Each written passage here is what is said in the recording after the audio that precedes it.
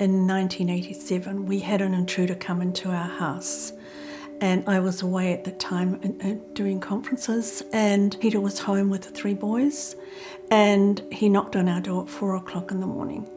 And his intention was to murder my husband.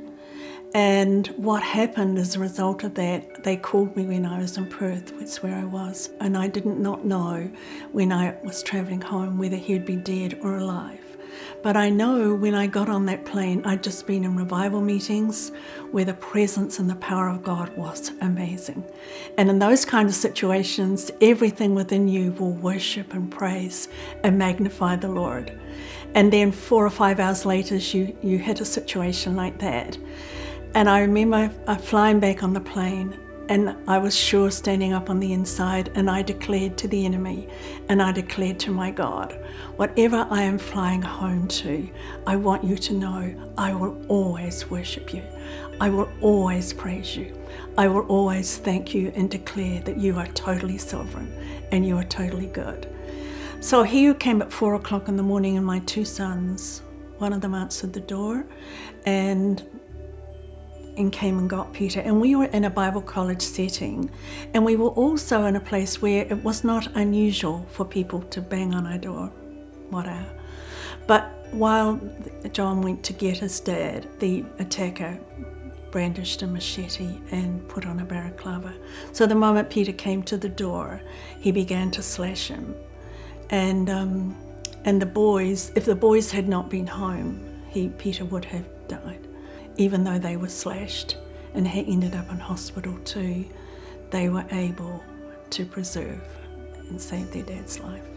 And in the headlines in the press the next day, it said, "Triple murder averted." The attack was defining in our ministry. And I remember as we went into the journey of Alzheimer's, we were very much in our minds, what does our future hold? And of course, it left you with questions. How could God, a loving God, allow this to happen to us?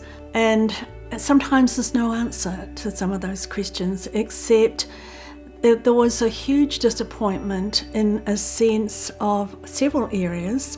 First of all, the disappointment of it was a total change of the perception of our future, what that was going to be. And also, we were believing for a healing. And so there was the journey of faith, along with a parallel journey of the practicalities of what we were walking through. Peter was wondering what's going to happen to us. And we were in a Rodney Howard meeting because we were believing for healing. And both Peter and I we had fallen on the ground, and it's like we were in a shadowy grave. And right in the darkness in the back, I saw this light. And gradually as it came closer, I realized it was the Lord. It was absolutely shimmering. I felt it was like Jesus was transfigured. And as he came, almost floated towards us, Peter and I rose together out of that grave and went to meet him. And I felt like the Lord was going to embrace us and just affirm us in his love, regardless of the situation we were in. But what he did, he reached out his arms when he got right close to us, and he did embrace us.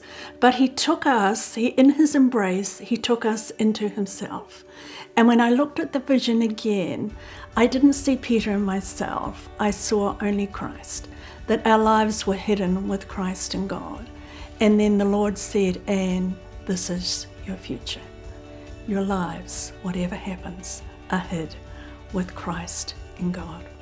And that was an amazing experience for the next part of the journey. So in the midst of that kind of scenario, you think, oh God, only one touch from you, and this could have been so different. So you have to handle that kind of disappointment when you don't get the breakthrough of the healing. And there's times when you wrestle in prayer, when you fight because you believe it was a demonic thing. You wrestle against the fact, but God, you are more powerful than the enemy. And then you have to come to a place where over all of those situations, I still declare, I will worship you. You are my God, and I trust you for whatever lies ahead.